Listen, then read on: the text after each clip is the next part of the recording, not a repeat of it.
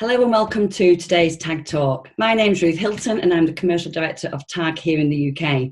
I'm absolutely delighted as part of our COVID-19 episodes to be joined virtually by Christina Lawford, who is the founder of Diamond Air, the leading provider of luxury airport meeting and sister services around the globe in over 600 airports. So Christina, thank you so much for joining me today and for taking time out of your hectic diary to share your inner thoughts.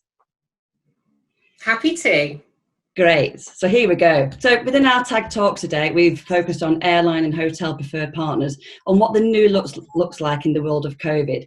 However, today we're going to do a slightly different slant and look at the airport experience. And the big question, which is on the tip of all our tongues, is how are we going to get customers back travelling again? But before I start jumping into the questions, Christina, how have you been the last 5 months during COVID? Well, there's a question. Well, thank you very much for asking, Ruth. I think, everyone's had their own journey through this. It's been a really, really bizarre time. I haven't really had too much of a struggle when it was locked down and working from home and adapting and that kind of thing. I kind of got on with that. I think it was just watching the world change as a whole around us and just trying to adjust to that, I think. But yeah, no, all good, thanks. Oh, fantastic. And from a business perspective, it's been tough for everybody within our industry, but what have been the biggest challenges for Diamond Air? Yeah, I mean, as you mentioned, I'm the founder, so Diamond Air, it really is my baby, so it still feels quite personal, not just business to me. So I think initially just watching things, for want of a better description, fall off a cliff, quite literally, not just for Diamond Air, but for everyone, my peers in the industry, our customers. And so I think literally watching business vaporize overnight was a huge challenge psychologically, as well as obviously the impact commercially. And I think that for me, we've always looked at ourselves as developing the business and creating jobs. So right now we're at the antithesis of that, which is unfortunately we're having to look at redundancies and restructuring and resizing the business. So I'd say that's definitely been the biggest challenge for me. And I guess just in relation to staff, I guess looking at the furlough scheme coming to an end at the end of October, I think it's challenging for everybody in the industry, and let's hope the lobbying 100%. That we're all doing with the petition gets somewhere with extended furlough, some additional help for our industry and our people. Yeah, absolutely. I think the BTA is doing a great job at that too, so fingers crossed. Yeah, I mean, it's just needed. I mean, it's tough, it's challenging for everybody, and yeah, fingers crossed we get some good results moving forward. So moving on to the airport experience, many of our clients and employees haven't flown during COVID for obvious reasons. And there are lots of change in the airport to ensure health and safety measures are adhered to while delivering, I guess, the best possible experience. I know you don't actually work in the airport, Christina, however, your service is integral to the airport experience. Would you mind just talking us through the main changes you've seen in the airport, whether it's negative or positive, in the new COVID world? Yeah, definitely. I'd love to. And actually, I feel that I can give a good insight because actually through this COVID period, I have been on the airport probably more than I have years because obviously with some of our team on furlough, I've been there to help and support our team. So it's given me a really good chance to actually go out and look at the environment and look at the passengers travelling. And I have to say, I would rather go to Heathrow Terminal and walk through a supermarket. I think that the measures they've put in place are quite assuring. So, on departure, in terms of the numbers they're allowing in the terminals and the actual management of footfall, I think that's really good. I think the signage, the sanitisation, everything is really on point. And I think all the way through, I mean, you can't actually now, for those that don't know and haven't travelled for a while, you can't now actually go to the airport without wearing PPE and a face mask. It's compulsory, even landside going into the terminal. And again, on arrival, I think the wayfinding, the signage, and again, the sanitisation has been really, really thought about. And I think it's implemented well. So I personally feel as well, because the terminals are relatively big buildings in themselves and they're used to very, very big footfalls, that actually it's very easy to be able to social distance as well. So yeah, you'd be surprised actually just how safe it feels in that environment, which is good.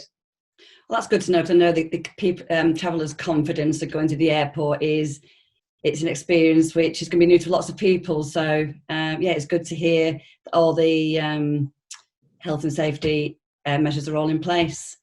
And also with your product, Christine, obviously we've got a lot less customers travelling at the moment.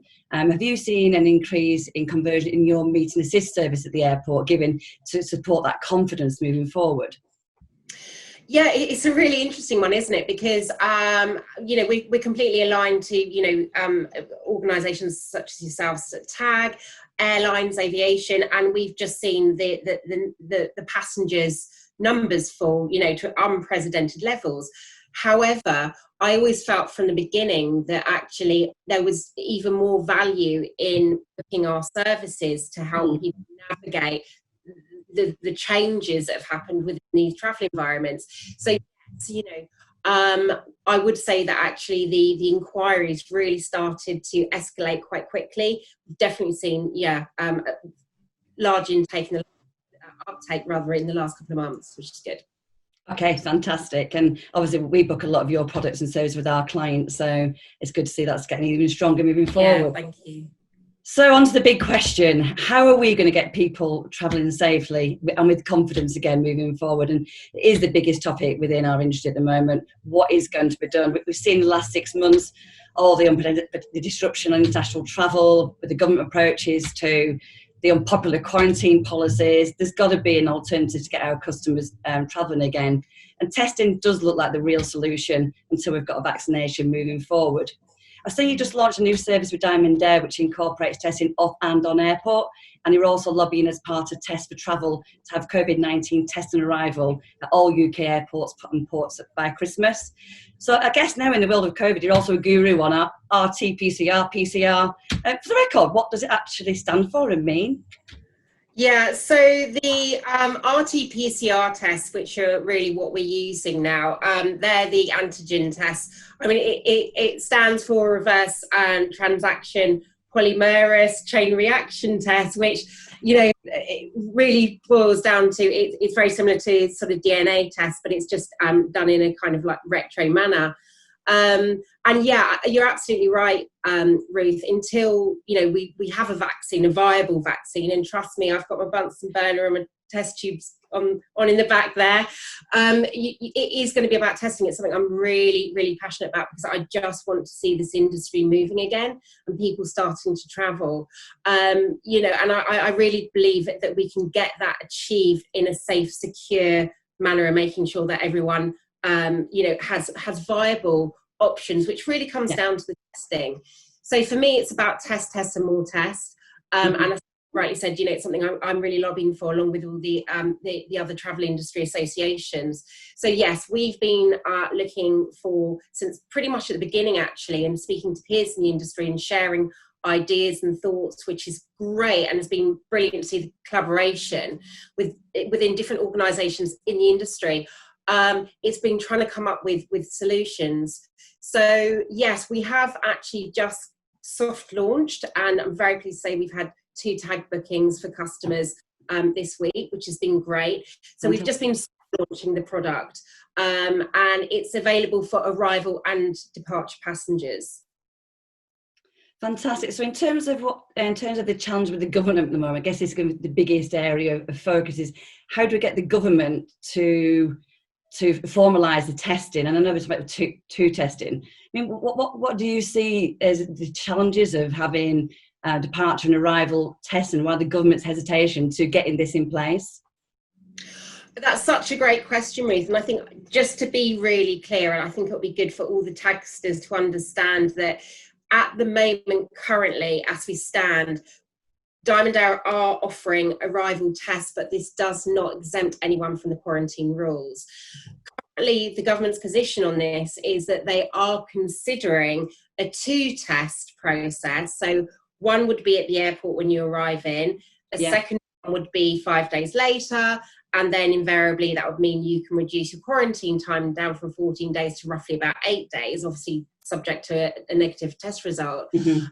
That is not in place at the moment. So what we're seeing is that most people that do want an arrival test, it's A, because they're either not staying in the UK for 14 days and need to travel on elsewhere, or B, they've been travelling and they simply want their own assurances that they don't have any symptoms, that they're okay to then, you know, obviously go home with their families, etc. The departures is slightly different. The departure product was really established initially before we were looking at the arrival piece, and there are currently around about 50 destinations globally that do require a negative PCR test certificate for travellers up to about 3 to 5 days before they travel. Those we have available for anyone's information. Really where our focus is even if we can start to open up those travel corridors and make it easier for people to travel, that's what we've been focusing on. Okay, fantastic. And in terms of the timing now for the testing, when we hear there's some tests now that can do 20 minutes, 30 minutes, is that reality? Are those tests available? Again, it's another really good question, Ruth. There is so much noise out there, and I think always the danger is it becomes a bit white noise. It's a bit overload with everything. But I have been working with some incredibly, really high-level medical organisations in order to pull a solution together. So, you know, I have become relatively knowledgeable, but obviously working with the experts, invariably there is no 60-second, 15-second, options viable at the moment. However, what is credible and viable are the swab PCR tests, as we've mentioned, which is essentially what the NHS use. They really are the gold standard, and they've got 99.9% sensitivity in terms of test results. So they're the ones we're using currently at the moment. However, working with those same medical organisations, they're very confident that in Q4, which is not far away now, we will have the rapid 90-minute tests. So we're quite excited about that. So we will actually adapt our model to going from results within 24 hours, which essentially most of our customers are getting their results back in 8. We just can't we can't say 8, but to bring that down to 90 minutes, that's a game changer, especially for people travelling outbound. Definitely, no, that's kind of where we need to be to make the testing work. In terms of technology, so some other parts of the world have the tech out there and the apps there, which gives them a green, amber or red to travel at the gate. Is that something you've heard from a UK perspective, or what's our kind of implementation solution on the technology? Yeah, I mean, it's a really mixed bag at the moment. I think, and again, we're all hearing that some countries are really on it, are really ahead of the curve. Some aren't so. We're actually working with some organisations out in the US because, I passionately believe that even if we could get 2 transatlantic corridors opened up, that would be a huge game changer for the industry. Airlines, travel management companies, we get a London, New York, maybe a Paris, New York, and LA, London, just a couple really, really will help the situation for everyone. And I think that technology is really, really going to help with that as well. So part of our testing offering also includes an app-based technology platform where you get straight to your phone your test results, and then it's really like carrying around all your health check history in one place. And I think that's what it's going to be, almost like an e-health passport that you can carry around as you travel around, and you've got that information to hand. Perfect. And in terms of conversations you're having with some of the US arrival airports, how's that going? Are they engaged and open to this? No, the organisations we're working with, they're as passionate as we are at trying to get something in place. Again, it's really down to federal government, state government legislation. Most of this is with federal at the moment, which will be easier because then we don't have to try and work out something state by state.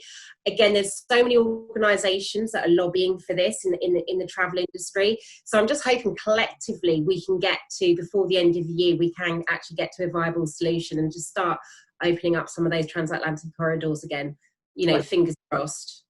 So that's all really good insight. But if testing doesn't happen, do you see any other ways that we're going to get TAG customers travelling again for the future?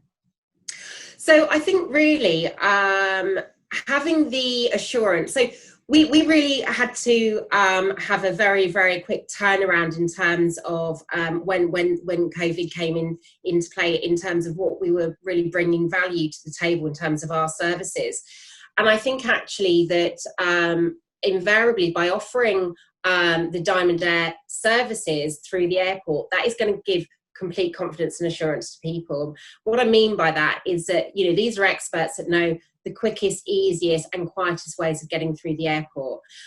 So our focus is minimise dwell time, maximise well-being and safety of passengers. And I think that really will create a level of confidence for your customers to start getting them to move around again. Once you've experienced it and you know it's okay, then obviously that's going to lead to people, word of mouth, and people starting to really travel again. So even whether it's the airport concierge, it's our platform concierge through train stations, because we're not only air centric, but also with our top tier service, Airport by Invitation, which, you know, many of the tag agents book as well. That is it available again in 80 airports, but that does give the ability for someone to have their own private terminal.